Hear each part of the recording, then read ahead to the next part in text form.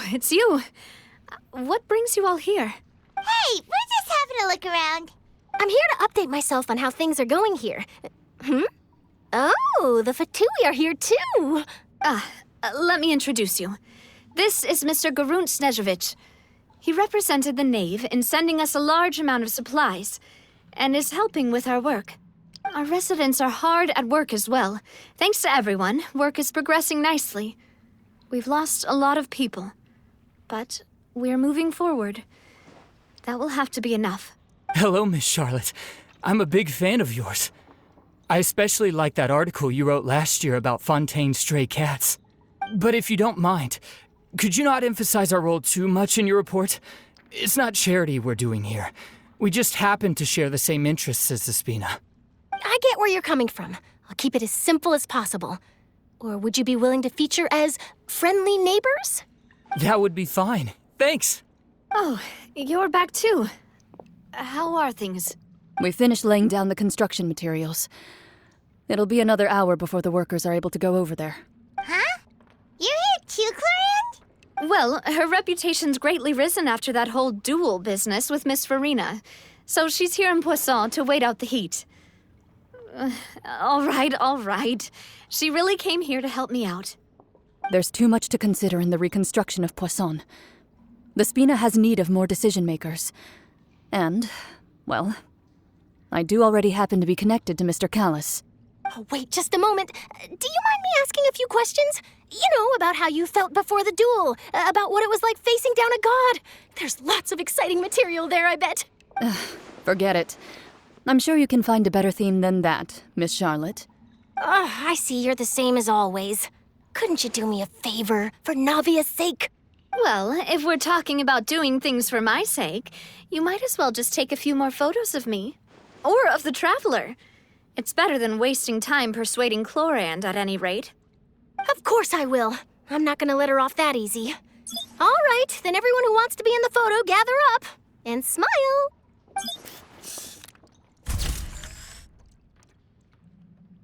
How did it go? Was it a good shot? Did Paimon look cute in it? Not bad. Your addition really helped the composition of the picture. All right, hang on a moment. Let me snap a few more shots. All right, that should do it. I'll be back here later anyway, so let's call it a day. You're very quick. Speed is of the essence when it comes to the news, and freshness is the key. Also, not to brag, but I'm pretty good at building connections. Who knows? I might eventually get that interview with you after all, Miss Clorinde. Wow, you really do have that never say die spirit. I'm impressed.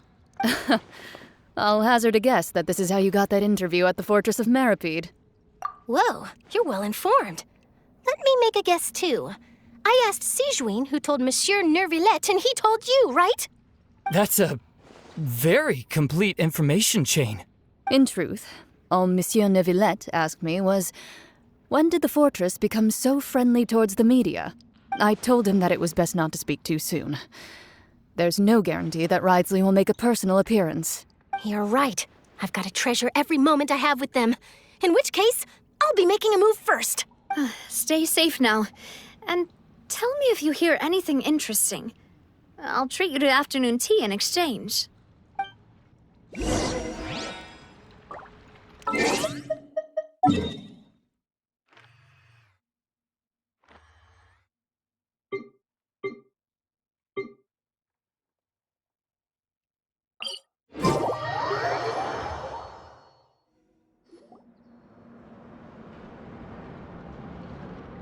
Wow, guess we're here again, huh?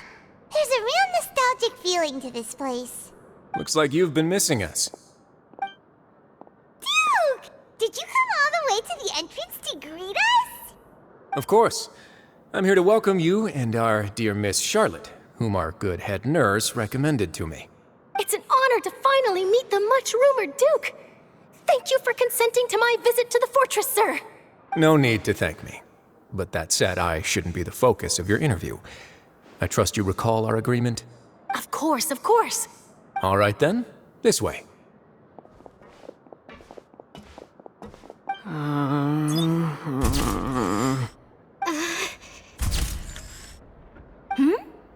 no need to be so nervous.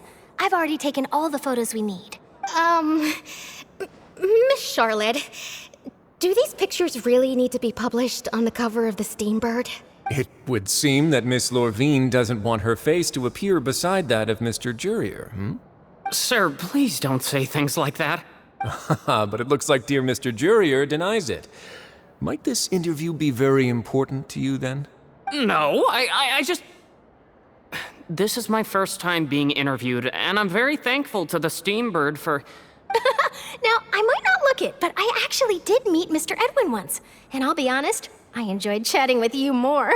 You've definitely got more of that genius vibe going on. The boat that brought about a miracle, the ark that saved the people. Why, you recreated a myth back there, like an emissary of legend.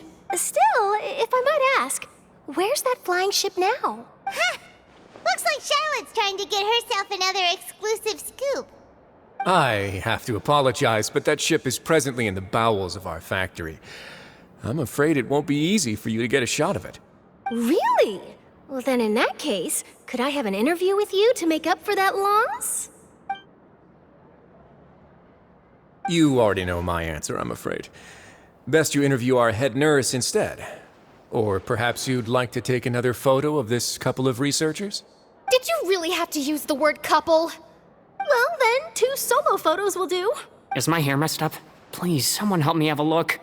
Things sure are getting pretty lively here. We've seen this kind of thing before. Oh, seems like everyone's here. Would any of you like to try this new drink I came up with? Ah, Siegeween. Hey, Miss Charlotte. Why don't you, take some pretty photos of our head nurse? Sure. Come on, Miss Siegeween. Over this way. Let's find a brighter spot. Huh? Sure. Do I have to smile? So, how have things been at the fortress? Same old, as you can see. Fontaine's undergone some changes, but this place is still more or less the same. Other than that flying ship, it got a tad too much attention, I think. That's why I decided to let the interview go through. We should direct more public opinions toward the behind-the-scenes heroes. Am I right, Mr. Jurier? Miss Lorvine? You're too kind, sir. I believe that you too should have your day in the sun. Not that you would want that, which is a pity. I'll just leave the spotlight to you two. I see. Lots of things happened that day, huh? Anyway, regarding that Harbinger, I'm not sure you remember, but his 3 young followers are still waiting for his return. He sure did win them over, huh? I'll tell them that there's good news and bad news. The good being that their boss seems fine, and the bad being that they must face extended sentences for abetting his escape. Oh, actually, what about you? Are things gonna change for you too? What change can there be? The fortress will keep chugging along, and so will my duties.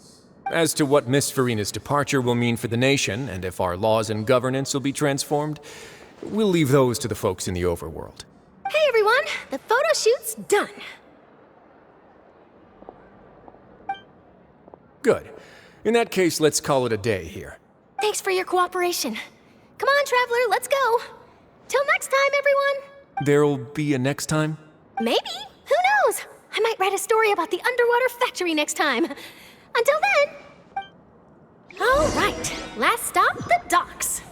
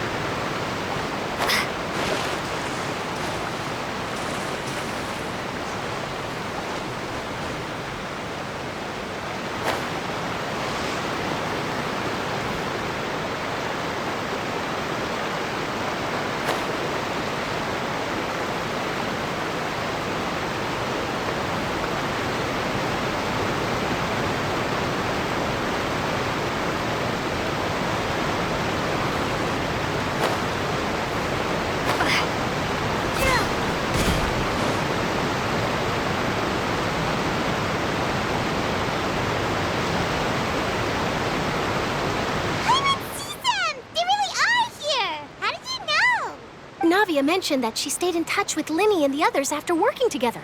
Apparently, they've been at the docks distributing these strange pockets the whole time since. Traveler, Paimon. And Miss Charlotte, too. Would you like a magic pocket? What sort of gadget is it? It's a wondrous bag that can be used to carry many things. The water level has returned to normal, but if you see any of your things floating around, you can use this to carry them. Or you could trick a friend into doing it for you. Trick a friend? I wonder which of my friends would fall for that.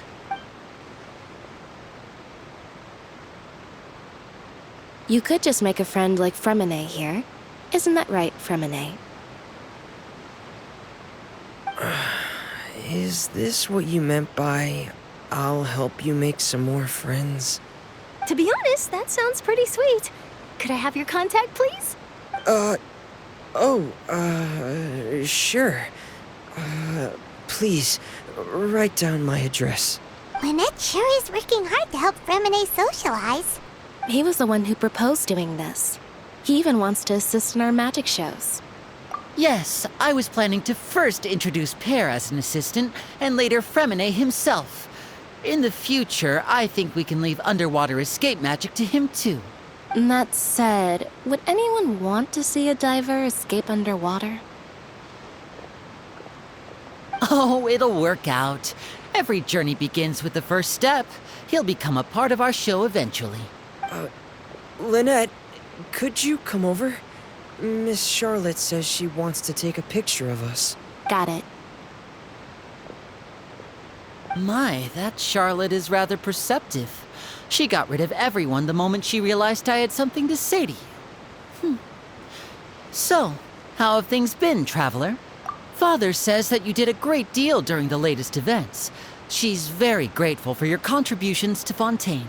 That's all right. We were more than happy to help.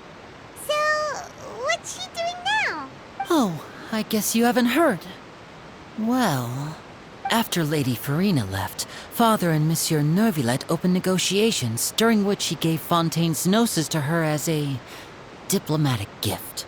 A diplomatic gift? A gnosis? Yes, I was quite surprised at first myself. But when I thought it over, there were actually a number of things going for it. It could have been done as an apology for the incident with Lord Child, or as thanks for his help in tying the all-devouring narwhal down. Furthermore, Father did also lend significant aid to Fontaine and Poisson. Well, that's true, but this is a gnosis we're talking about. Doesn't this seem a bit irresponsible? I would agree, but I've also heard that it seems that Monsieur Neuvillette has had a significant change of heart regarding the matter. So there's some reason for this that only Neuvillette knows about? I suspect you'll have to ask him about that yourself. Yes, speaking of which, I did see him strolling around the entrance to the Fortress of Meripede a while back. Isn't he real busy and stuff? Paimon didn't think he'd have the time for that. But back to the topic. The gnosis was given to the knave, right? What about Child? They say that he's returned to Snezhnaya to recover from his wounds. I hear that the recent disaster really did a number on his health. That's true. When you think about it, we've had loads of run-ins with the Fatui. To think we'd be allied with them this time. So shocked by such a simple switching of sides?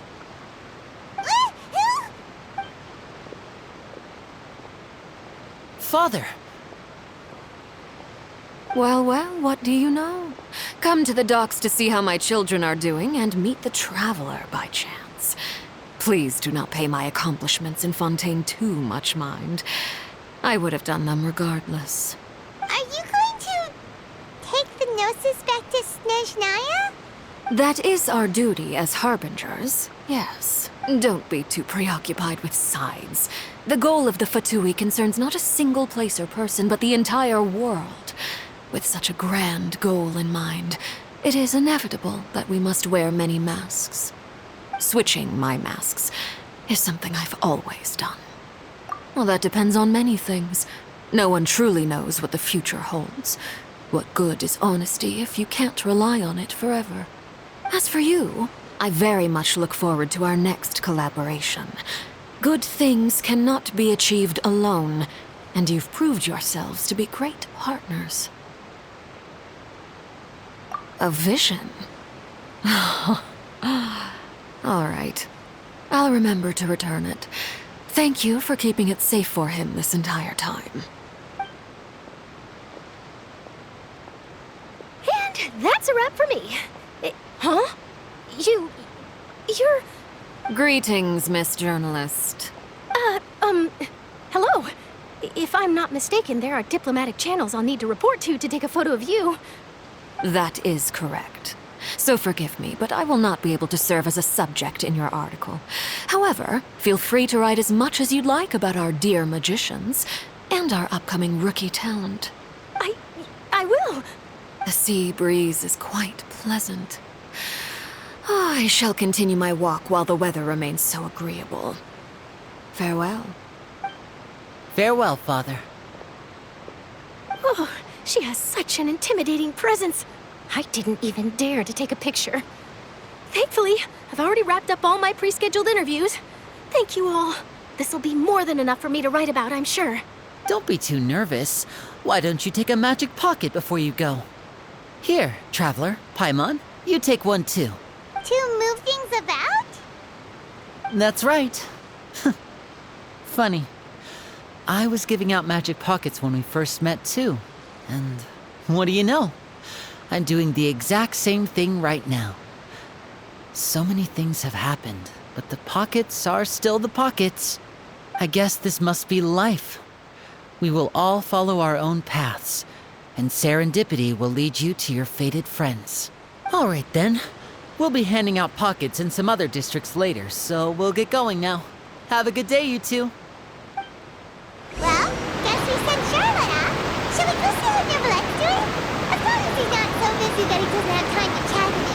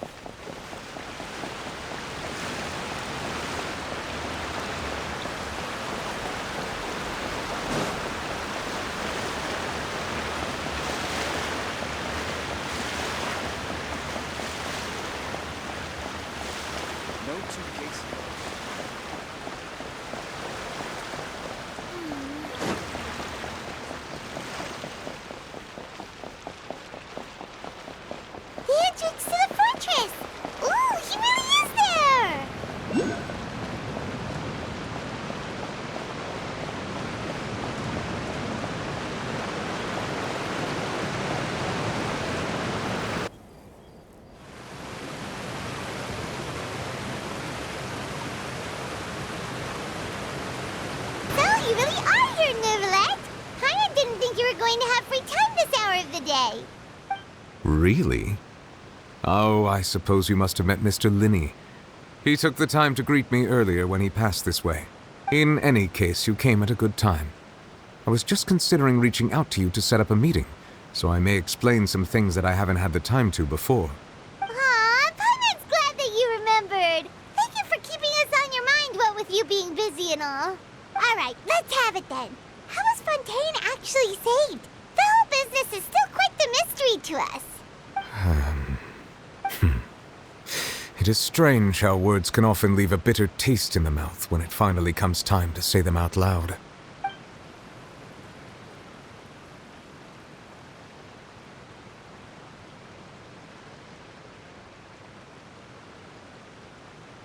Whoa. So that's what happened? Focalor destroyed the divine throne of the Hydro Archon and restored your power to you, transforming you into a fully fledged elemental dragon sovereign. But Paimon still doesn't quite get what you did to save the Fontainians from dissolving. For me, the authority of the ancient dragons refers to absolute control over the hydro element. Fontainians were incomplete humans born of Egeria's use of the power of the primordial sea, with constitutions similar to that of mimics. But so long as those primordial energies remain within them, I could use the ancient dragon's authority to grant them true blood, after the fashion in which life was first brought into being on this planet. In other words, when I gave my verdict, Fontainians became true humans, and thus would naturally no longer be dissolved by water from the primordial sea. Focalor must have counted on you to make that decision as well. Your verdict was the key to making the prophecy appear to have come true while saving everyone. Yeah, and in a manner of speaking, Focalor finally managed to fulfill the original Hydro Archon's wish to turn Oceanids into real people too! It seems from your expressions that you still have more things you wish to ask. Ask away. I will tell you the truth as I know it. I have investigated his case along many avenues, and I have learned that he once fell into an unknown chasm when he was young. There, by chance, he awakened the all-devouring narwhal. But whether it be by sentiment or reason, that should not have been enough to consider him the root cause of the disaster. At most, he would have had tangential liability. As for the judgment passed by the oratrice during the trial, whether it was due to that liability by association or Focalor deliberately using him to buy time for us on the assumption that he would be able to hold the creature off, I cannot say. Guess Focalor had Fontainians in mind the whole time. In the end, it was thanks to her that they finally became real humans. Hang on a second. Paimon suddenly got another question. Back when Fontainians hadn't yet become real humans, were the children they had also transformed Oceanids? Life has always flowed like water. Do you recall how Fontainians would often come to the Fountain of Lucine to pray for children? Yeah, Lynette said the fountain is where all the waters in Fontaine converge. In truth, even those couples did not know that such prayers were no mere custom, but instead a form of ritual. Those Oceanids who were blessed within the spring water would later descend as new humans in the coming months. Paimon sorta gets it now. Either way, seems like this ritual won't be of any further use, but it'll probably live on as a local custom. Ask away. I will tell you the truth as I know it. Yeah, about that. Wriothesley said Furina has already left. What's that all about? Ah, Lady Furina. The people are only aware that her death sentence has not been carried out. She abdicated the post of Hydro Archon and left affairs related to that title to me, before leaving the Opera House. I related Focalor's words to her faithfully and completely. After hearing them, she seemed neither saddened nor comforted. She simply said that she was tired and needed to rest. Having said that, she then packed her things and moved out of the Opera House, not unlike how an ordinary person might. But she's still got a place to stay, right? You need not worry. I will make arrangements to ensure that she will not want for food, clothing, board, or travel. In truth, I am somewhat happy for her. The wear and tear on her spirit will, of course, take time to heal. But now that she no longer has to play the role of Focalor the Hydro Archon, she can finally lay down her burdens and lead a normal life. What about you, then? What are your plans now that you've regained your full powers as the Hydro Dragon? After Focalor passed on, the Oratrice also ceased to function. This matter will directly affect our trials. After much careful consideration, I've decided to take over its role in our courts. From now on, I shall hear cases and pass verdicts by myself. Looks like you're still considering stuff from the perspective of the Udex, huh? As an elemental dragon, there are indeed many things that I must do.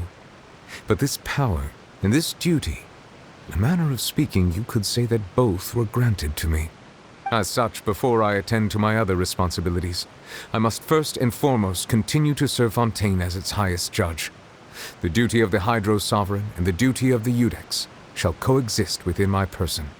Additionally, the Hydro Archon's departure has brought about another problem, which is that the Opera House shall no longer produce indemnitium. That's true. That power was derived from the people's faith in the Hydro Archon, wasn't it? Wait, but the various mechs and machines in the city are all still okay. Where are they getting their energy from? As I am now, I have full command over New Musia, and it can serve as a complete substitute. Another reason why I cannot quite leave Fontaine immediately. Wow. This ancient dragon's authority stuff is really quite useful, huh? Ask away. I will tell you the truth as I know it. Oh, that's right! They say you've given it to the knave as a diplomatic gift or something! Leaving aside their intentionality, the two Fatui Harbingers have indeed done much for us during this crisis. Their sole remaining goal in Fontaine, at least at this point, would seem to be the Gnosis. The Oratrice has ceased to function. The Hydro Archon's divine throne is now no more, and I do not need the Gnosis's power. As such, it has lost all meaning for Fontaine. If the Fatui have impure designs, then we might as well accede to their request now, and avoid unnecessary conflict. What complicated considerations? Paimon thought you were just giving it to them out of gratitude to the knave and as an apology to Child. Ask away. I will tell you the truth as I know it. You will soon be heading to Natlan, I presume. I'm afraid that I have little talent as a travel guide, so all I can do is tell you what I know about that land. As far as I'm aware, Natlan can be said to be a nation of dragons.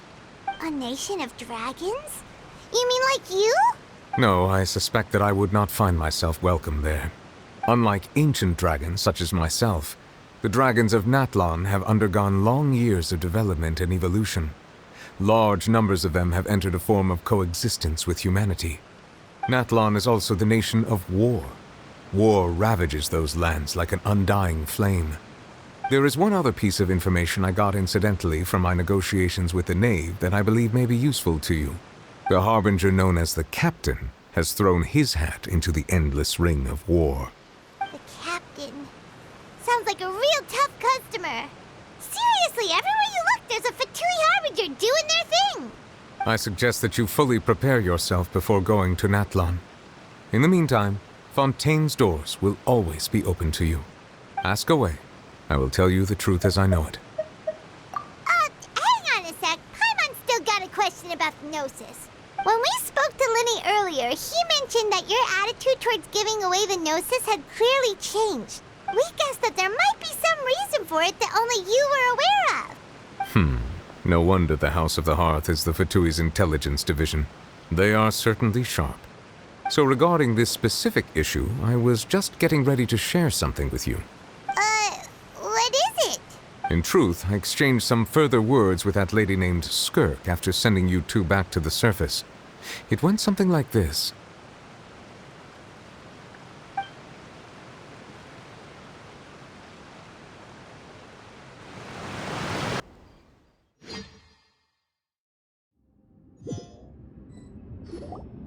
Well, we're going to head topside to see what's going on. You hurry over soon as well, all right, Neuvillette? What next? The all-devouring narwhal isn't here, so I'm no longer getting any interference. I can finally catch the scent of your power, what it's made of. It is the authority of the planet's primordial dragons, but with something very similar to a god's curse mixed in. It's quite a novel blend. I'm sure I've encountered something like this before. What was it again? I do not know what you speak of. Of course. How could I forget? You should have the remains of the third descender on your person, yes? Remains? I've never heard of any such thing. According to your parlance, I believe it may be called a gnosis. Well, that much is true. After Focalor's divinity faded, she handed her gnosis to me. But I fear I have never heard of it described in the manner that you just did. I've been training with my master, the Foul, ever since I was young, and I have never returned to the surface since. So most of the information I possess, I got from him. It is only natural for those who are greater than humanity to possess a different sort of common sense, which is why there are so many problems in our attempts to communicate with humans. Regardless, you should probably get rid of objects of misfortune to prevent any disasters from befalling you. To live in itself is a blessing. But once a person dies, the bonds he once had with this world shall all turn to curses. What do you mean by that? No need to fret. These are just my personal thoughts, and my reason for no longer wishing to return to the surface. This third descender you refer to, who are they? And when did they die? Master never mentioned them to me. Perhaps it just wasn't that important for me to know. If you're interested, though, I could ask him. I'll be sure to pass the answer on to you next time. Next time? You believe we will meet again? I do. Wait. I have a disciple of my own, don't I? He can be the messenger then.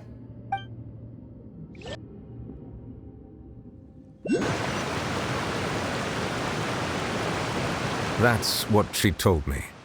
Whether it would prove useful or not, I wanted to pass that information on to you.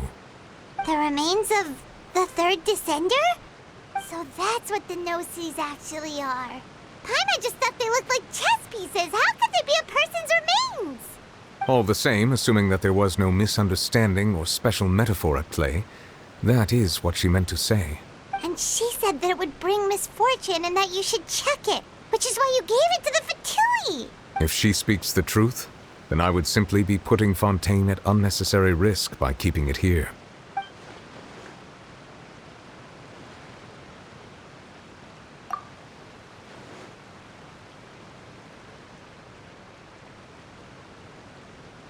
I had guessed that you might already be familiar with this concept, but I did not expect you to be one of them.